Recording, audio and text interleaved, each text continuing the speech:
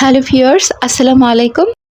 ময়দা দিয়ে তো আমরা অনেকেই কেক বানিয়ে খাই, কিন্তু চালের গুঁড়ো দিয়েও যে কেক বানিয়ে পিঠা তৈরি করা যায় এটা কিন্তু আমরা অনেকেই জানি না।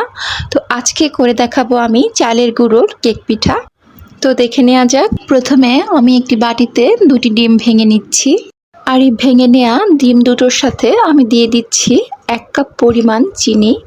আর চিনি দেওয়ার পর একটা এগ বিটার মেশিন দিয়ে আমি চিনি এবং ডিম বিট করে নিচ্ছি।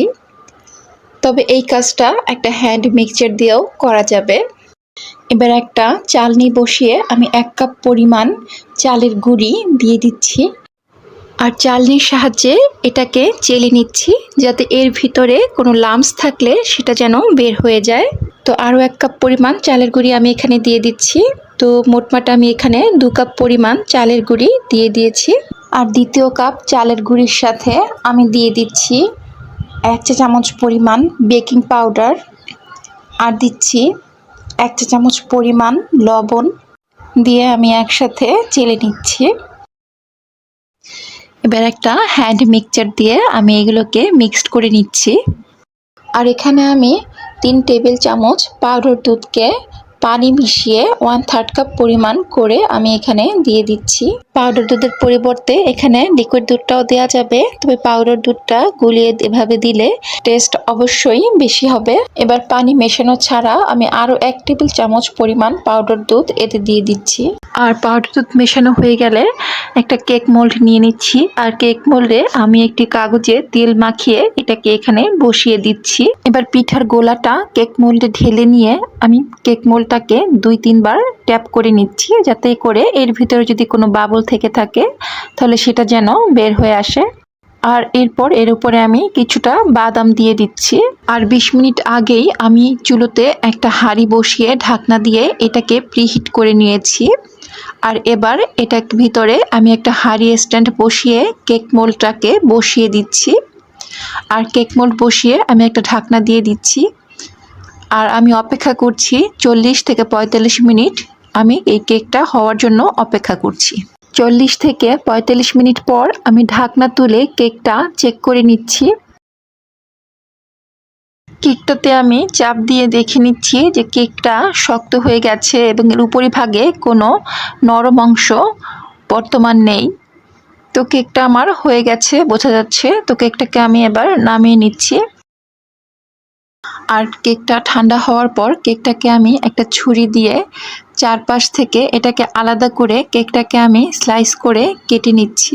তো কেকটা মোল্ড থেকে আলাদা করে নেওয়ার পর এর চারপাশটা আমি ঘুরিয়ে দেখিয়ে দিচ্ছি। আর কেকটাকে আমি কেটে নিচ্ছি। আর কেকটা কেটে নেওয়ার পর দেখুন কেকটাকে কিন্তু অনেক সুন্দর লাগছে। আর এই চালের গুঁড়োর কেক পিঠাটা যেহেতু আগে কেক তৈরি করে নিয়েই বানাতে হয়, তাই আপনি এটাকে শুধু কেক হিসেবেও খেতে পারেন। তবে সেক্ষেত্রে চালের সমপরিমাণে চিনি নিতে হবে। আর তরল দুধের পরিবর্তে এখানে পুরোটাই পাউডার দুধ ইউজ করতে হবে। আর সাথে 1 টেবিল চামচ তেল দিয়ে নিলেই হয়ে যাবে চালের গুঁড়োর কেক। চাইলে বিকেলের নাস্তায় এরকম চালের গুঁড়োর কেক পিঠা তৈরি করে খেতে পারেন। তো চালের গুঁড়োর কেক পিঠা তৈরির প্রথম স্টেপ শেষ। এবার দ্বিতীয় স্টেপে চলে যাচ্ছি। এখানে আমি 1/2 লিটার দুধ নিচ্ছি। তো আপনারা চাইলে 1 লিটার দুধকেও জাল করে ঘন করে 1/2 লিটার করে নিতে পারেন।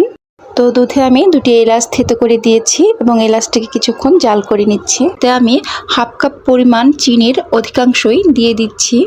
তো দুধে চিনি মেশানোর পর এবার বাকি চিনি দিয়ে আমি একটা ক্যারামেল তৈরি করে নিচ্ছি। তো চিনির সাথে কিছুটা পানিও আমি অ্যাড করে দিচ্ছি, যাতে ক্যারামেলটা তৈরি করতে আমার সুবিধা হয় এবং পুড়ে না যায়। আর ক্যারামেল তৈরি করার সময় অবশ্যই অনবরত নাড়তে থাকতে হবে।